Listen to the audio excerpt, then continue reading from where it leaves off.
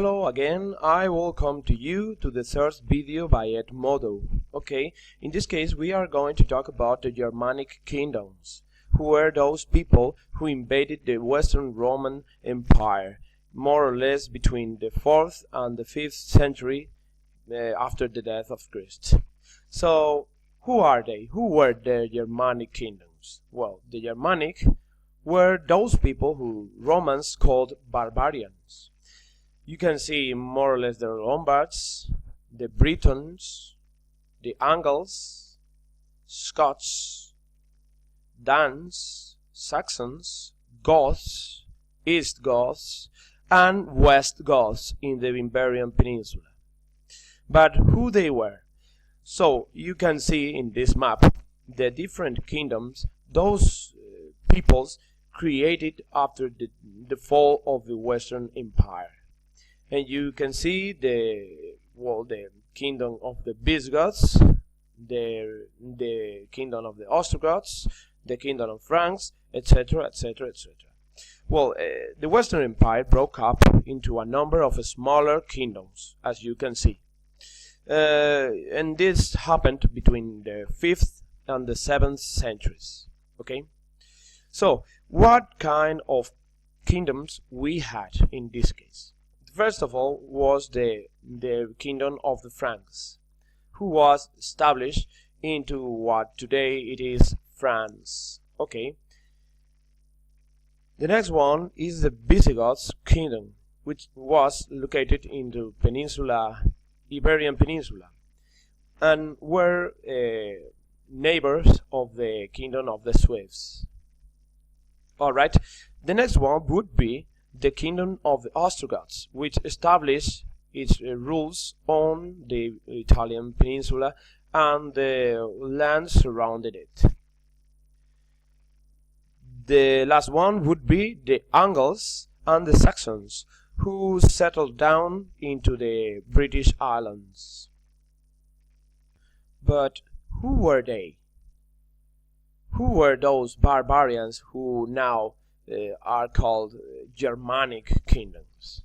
Well, first of all, those Germanic kingdoms were ruled mainly by a king, and every king had a council who was dedicated to assist and to give help to the king.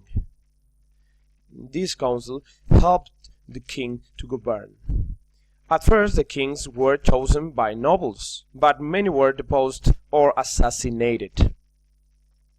So, over time, the monarchy became hereditary. As you can see, those kings were Visigoth kings in the ancient Visigoth kingdom in Spain, in the Iberian Peninsula. And from a moment on, the position of the king became hereditary. According to the nobles, we have the dukes. The dukes were all those people who were generals of the army, who lead the army and who conquered several towns and villages. Okay, so usually he had conquered several spaces for the king and had military power.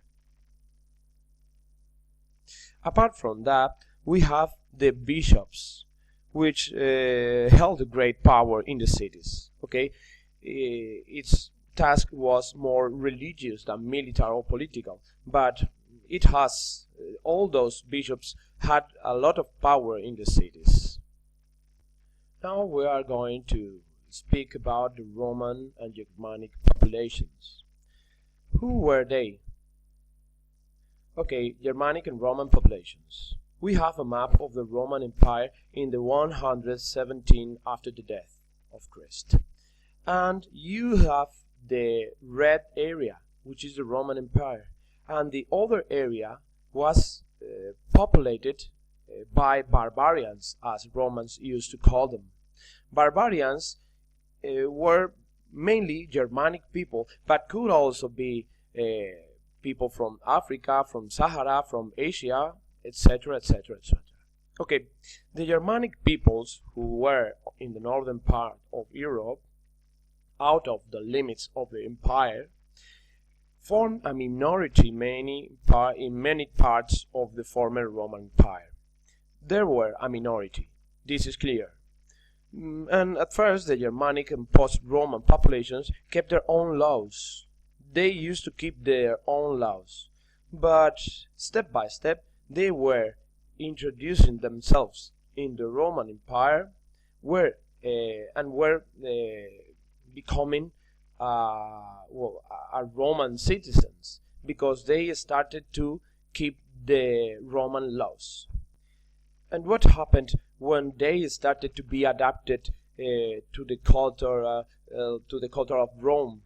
Well, that they started to be adapted to the language also. So they started to speak Latin.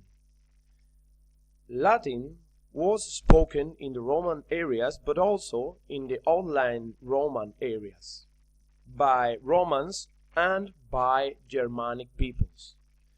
Okay, but this only lasted a few times because in a matter of a century, those languages became to evolve to another kind of languages. So we have those areas where Latin was spoken, started to be created new languages as Galician, Catalan, Spanish, Italian, French. But those areas in the northern Europe where the Germanic languages, original Germanic languages, influenced very much on the people, started to be created new languages as German, Dutch, and English. So to sum up, in a matter of 1 or 2 centuries, the ancient languages, Germanic or Latin languages, evolved so fastly that new languages were created. On the other hand, according to the religion, we have to say that Germanic tribes were pagan. Pagan. What means pagan? Well, pagan means that kept the Roman religions. But many of them suddenly converted to Arianism, which is kind of a form of Christianism, a Christian heresy. Okay? But as I said previously, those Germanic tribes believed on several kind of gods, like gods as an eagle, like gods as an animal, like a horse, I don't know, a chicken, a dog, a cat, a cow, and different kind of gods which were based on animals.